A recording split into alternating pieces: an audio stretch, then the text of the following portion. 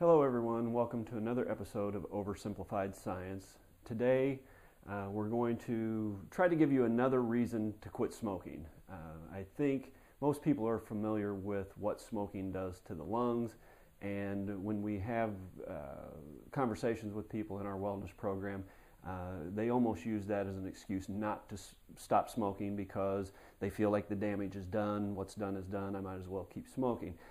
This discussion today is going to give you a whole new reason to quit smoking, and it's never too late.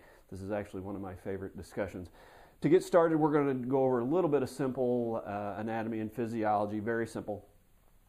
Basically what happens is the heart pumps deoxygenated blood to the lungs. The lungs then oxygenate the blood, put oxygen in, send it back to the heart, and the heart pumps it out to the tissues, okay?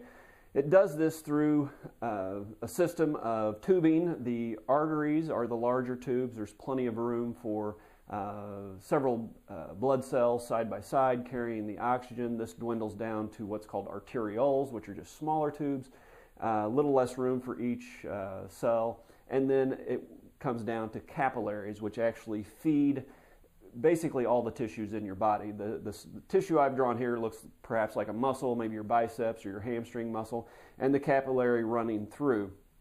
Basically, as the capillary runs through, it is such a tight squeeze for just one of the blood cells carrying oxygen that it squeezes the oxygen out into the tissue and supplies that tissue with healthy oxygen, which is needed to sustain healthy tissue.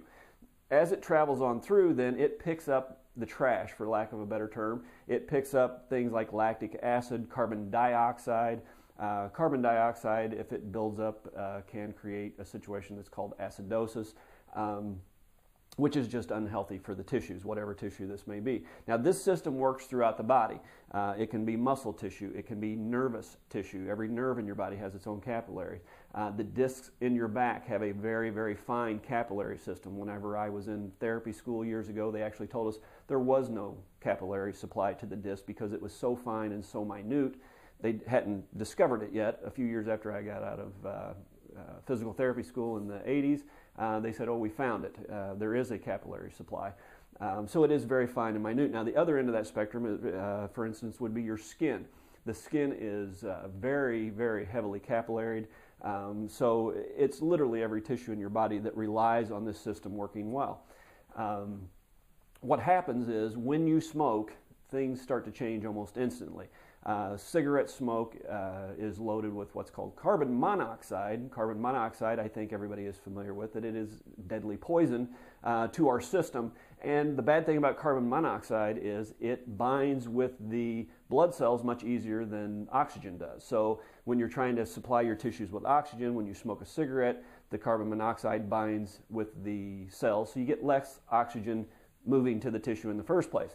After smoking a while, then what happens is you begin to deteriorate these capillaries. The capillaries that are the final delivery system to all the soft tissue in your body begin to break down. They begin to clog and deteriorate to the point they can no longer carry the blood supply. So therefore, the tissues in the body don't get proper oxygen and the trash doesn't get picked up. And any tissue that's not getting good oxygen supply, not getting the byproducts of, again, carbon dioxide, lactic acid, those kinds of things picked up are going to be unhealthy. Now, I mentioned earlier the discs in your back. That's because they've done quite a bit of research on that to show that smoking and disc degeneration in your back are very closely associated. Smokers have a higher rate of degenerative disc disease. But at the other end of that spectrum, we mentioned the skin, and I'm sure everybody is familiar with someone who has smoked long enough or was a heavy enough smoker that their skin is even beginning to change, starting to look gray and ashen, that type of thing. So it is even breaking down the capillaries at that level to the point where it's noticeable.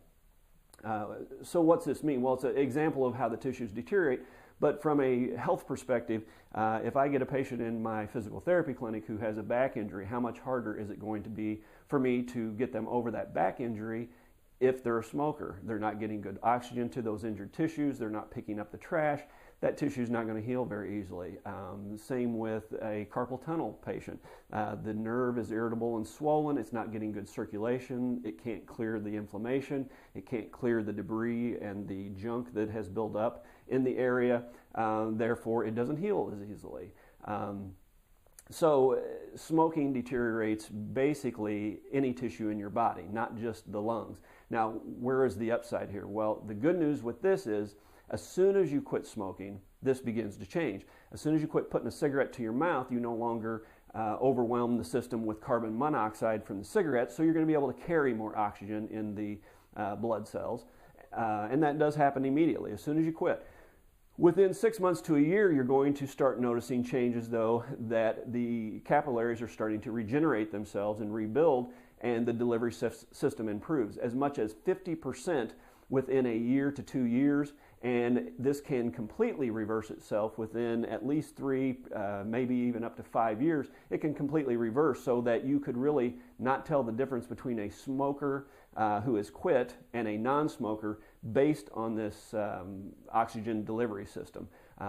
So again, I think the take home from this is that it is never too late to quit smoking to have positive